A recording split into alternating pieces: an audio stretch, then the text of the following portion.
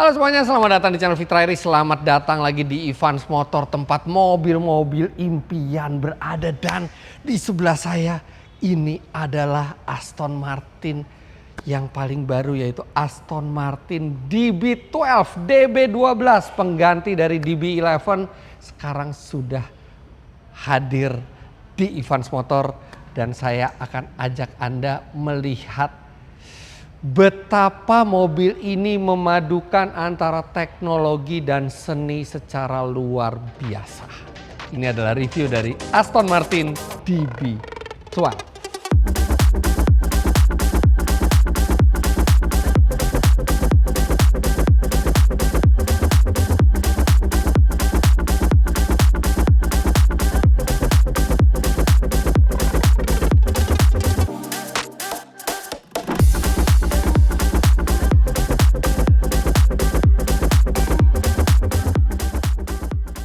Jadi DB12 ini adalah penerus dari DB11, tapi bukan sekedar perubahan sedikit-sedikit saja.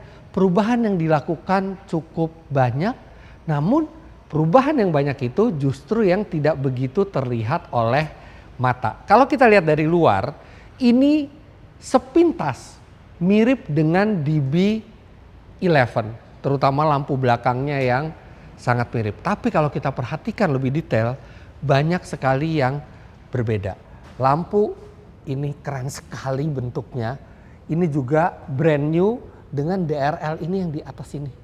Kristal seperti ini, keren sekali. Kemudian grill yang khas Aston Martin itu tidak lagi menempel sampai bawah, tapi dia seolah-olah mengambang.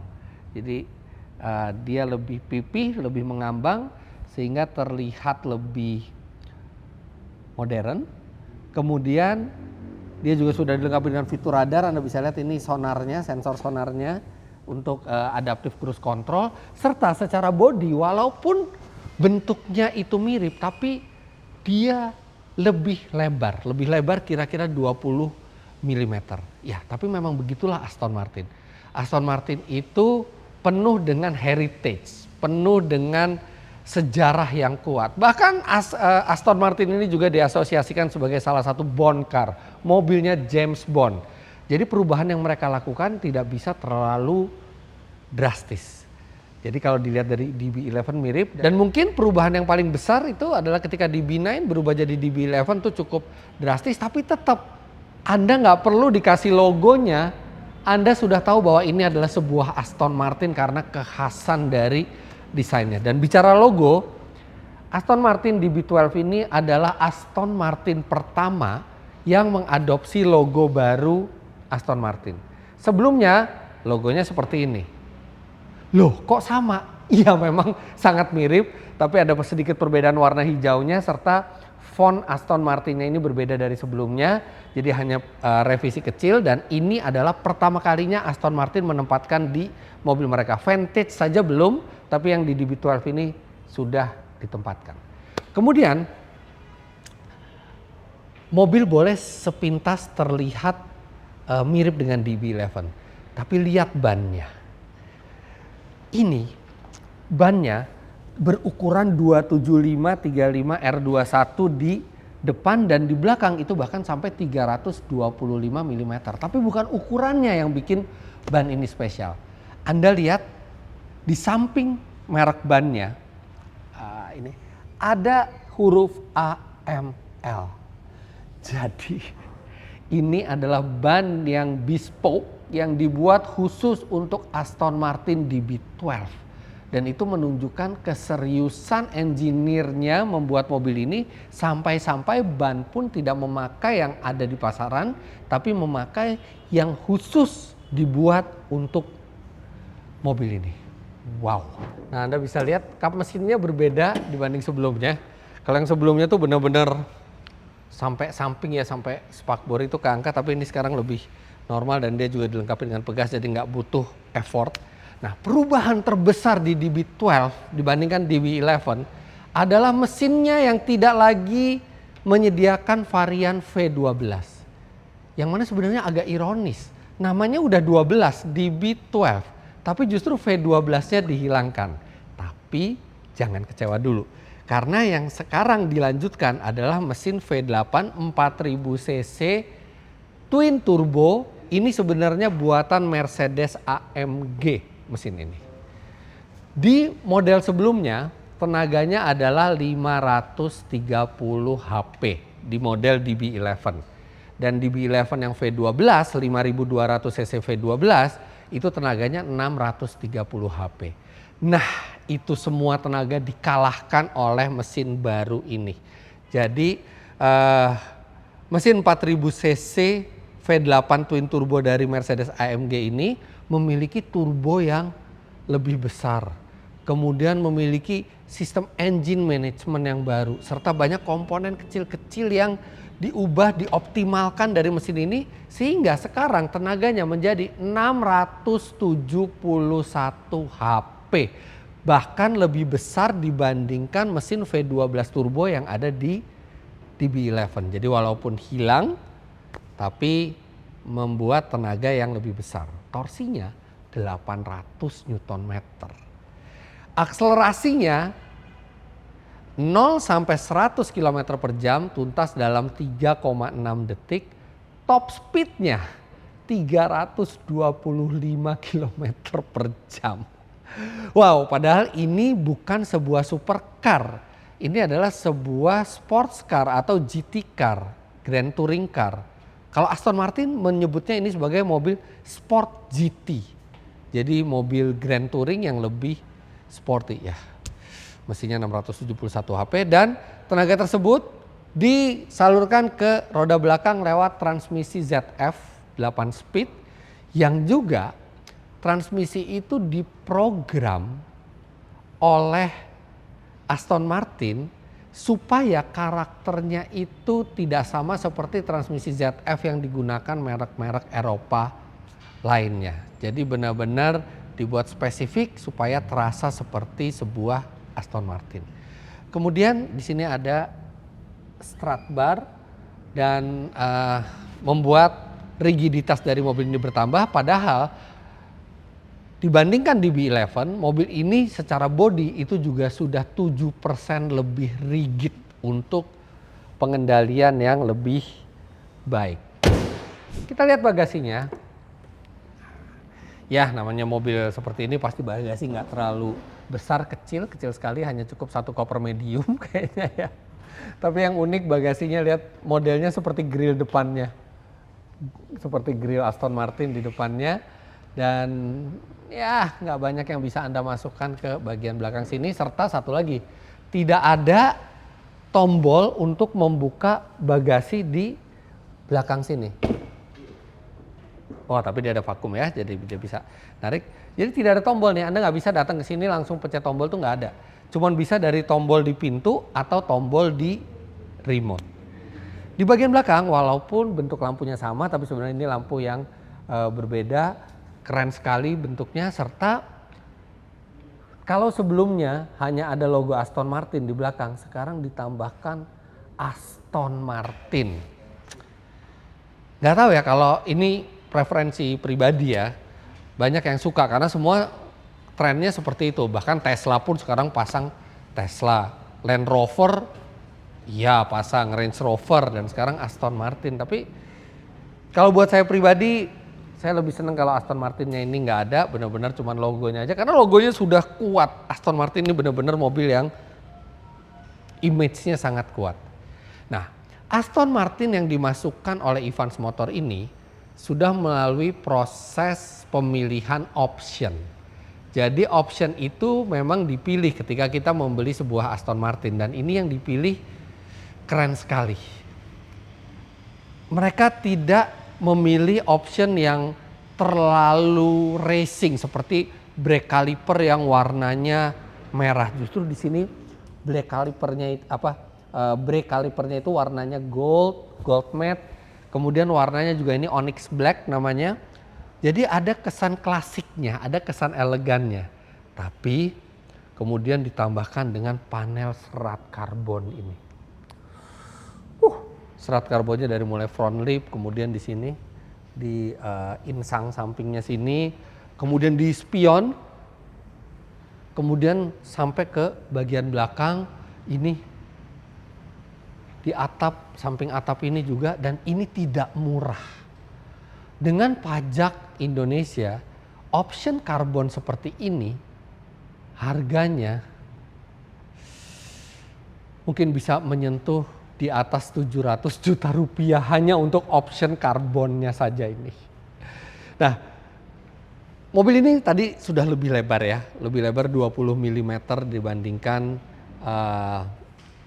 model sebelumnya, dan ini spionnya lebih lebar lagi. Spionnya seperti ala-ala supercar, dan yang keren dari spion ini ketika Anda mengubah sudut spion, bukan kacanya saja yang bergerak, tapi keseluruhan unit ini yang bergerak, dan itu menimbulkan profil kaca yang seakan-akan tanpa celah sama sekali. Kan kalau kacanya yang hanya bergerak dia butuh celah untuk bergerak, tapi ini tidak ada celah sama sekali, bikin lebih rapi secara estetika. Dan ini mungkin adalah fitur yang paling tidak berguna di Aston Martin DB12, adalah 2 kursi belakang individual yang ini hanya cocok untuk anak balita. Jadi kalau misalnya Anda punya anak balita mungkin ini berguna, tapi kalau tidak ya tidak bisa ditempatkan apa-apa, mungkin hanya untuk meletakkan barang-barang Anda supaya gampang diambil di sini. Ini juga bukan laci yang bisa dibuka, dia hanya seperti ornamen saja. Tapi memang bentuknya keren ya, secara estetika bagus, kualitasnya tinggi ya, tapi orang dewasa sih nggak bakal bisa. Kakinya pasti mentok ke depan, kemudian kepalanya juga pasti mentok ke atap. Tapi kalau anak Anda, balita, pasti senang sekali duduk di belakang ini. Sekarang kita duduk di depan aja, di mana ini tempat terbaik buat Aston Martin. Saya tidak mau melecetkan kulit-kulit ini, karena ini mobil benar-benar brand new. Lihat, ini masih plastikan semua, dan saya juga nggak mau mencabutnya, nanti biar pemiliknya saja. Tapi sekarang saya mau coba nyalain mesinnya dulu untuk mendengar suaranya. Oke, di tombol start stopnya di sini. Nah, ini kuncinya ya. Kuncinya itu kembali lagi ke model yang ada kacanya. Di bagian atas ini ada kacanya. Sempat nggak dilanjutkan oleh Aston Martin, tapi dilanjutkan. Tapi kalau dulu tuh kuncinya dicolok, sekarang nggak perlu dicolok, tinggal perlu dikantongin aja. Oke, sekarang kita starter.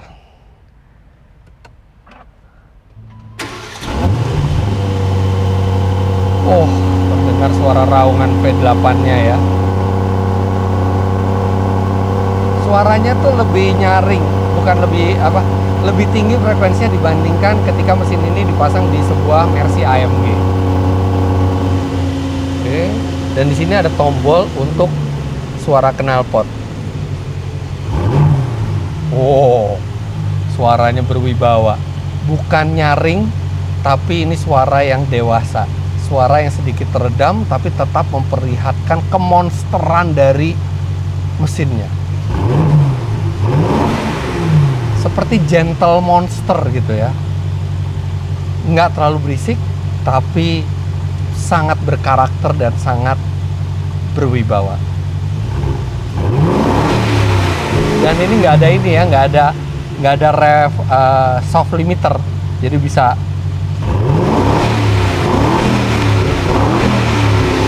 Ada ini unik, soft limiternya sampai 4000.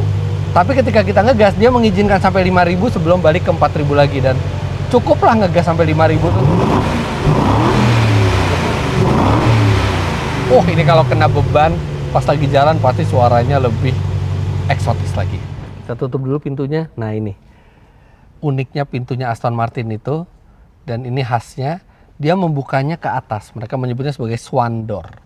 Jadi itu kalau misalnya kita parkir di tempat yang ada trotoarnya, dia lebih mudah untuk menghindari menabrak trotoar, karena ini kan sebuah mobil yang rendah. Dan dia bisa berhenti dimanapun kita buka pintu. Jadi nggak hanya di tempat-tempat tertentu, tapi di semua posisi dia bisa berhenti. Ini mestinya fitur yang ada di semua mobil nih. Oke, kita tutup. Kacanya juga udah double glass. Nah, kita tahu mesinnya mobil ini dari Mercedes-Benz. Bahkan di DB11 itu banyak sekali parts-parts dari Mercedes-Benz yang ada di interior mobil ini. Tapi itu sekarang diubah oleh Aston Martin. Ya, mungkin ada 1-2 tombol seperti tombol sen, lampu dan tombol pengaturan setir yang ini diambil dari Mercedes-Benz terasa, tapi yang lainnya dari mulai power window, kemudian tombol-tombol di konsol, ini tidak ada yang diambil dari Mercedes-Benz, ini benar-benar dari Aston Martin. Bahkan untuk infotainmentnya, ini juga bukan dari Mercedes-Benz seperti yang kita kalau di DB11 tuh kerasa, ini softwarenya Mercedes-Benz nih, cuman diubah gambarnya aja. Tapi kalau ini benar-benar dia eksklusif untuk Aston Martin dan berbeda sistemnya dari Mercedes-Benz. Banyak sekali yang bisa dilihat nih, yang keren, ada power, ada torsi di sini dengan dial yang klasik modelnya dan cukup mudah untuk digunakan dan tidak terasa Mercy sama sekali di sini. Yang agak sedikit terasa Mercy adalah instrumennya. Jadi instrumennya ini dia bisa diubah-ubah konfigurasinya, tapi kerasa, kalau Anda yang punya Mercy modern, ini dari Mercy. Tapi benar-benar semua grafiknya ini diubah sesuai dengan persona dari Aston Martin. Kemudian jok ini sudah elektrik dan ini di samping sini untuk menggeser duduknya. Posisi duduknya wow, sangat ergonomis. Anda duduknya itu rendah. Kemudian setir ini juga kalau Anda yang punya Mercedes-Benz dengan ada touchpad di sini. Ini dari Mercedes-Benz, tapi tombol-tombolnya diubah. Jadi benar-benar terasa original sebuah Aston Martin. Serta yang saya suka adalah Aston Martin tidak terjebak ke tren baru di mana semua fitur dimasukkan ke dalam layar yang membuat mobil itu terasa sepi. Tapi mereka tetap tombol-tombol itu ada memenuhi konsol. Kayak ini penyetelan suspensi ya. Ini kita juga bukan di layar tapi di sini tombol dan dia kita harus nyalain dulu sebentar. Penyetelan suspensinya itu ya. Dia bisa dengan warna kuning, artinya dia sedikit lebih keras, atau merah yang paling keras, atau putih gitu ya. Jadi simple, klasik, sangat mudah untuk digunakan. Traction control, stability control juga di luar. Kendali AC, lihat ini. Kendali AC untuk fan-nya ini juga besar. Tanpa perlu melihat pun kita tahu mestinya nyetel fan itu di mana. Ini temperatur juga di kanan dan di sini volume mesin. Nah, ini untuk transmisinya. Ini untuk mode berkendaranya. Ketika mode berkendara ini dipindah-pindahkan, itu berat sekali. Jadi menimbulkan kesan mahal dan solid. Ini benar-benar sangat solid. Dan ini mungkin tombol drive mode paling berat memutarnya yang pernah saya coba. Nah, untuk transmisinya sendiri ada di bawahnya. Ini transmisi Anda pasti juga sangat gampang untuk menggunakannya, tinggal ke belakang atau ke depan. Untuk parkirnya dipencet dan di bawah ini ada untuk mode manual melalui pedal shift. Semua tombol-tombol fisik masih dipertahankan di sini.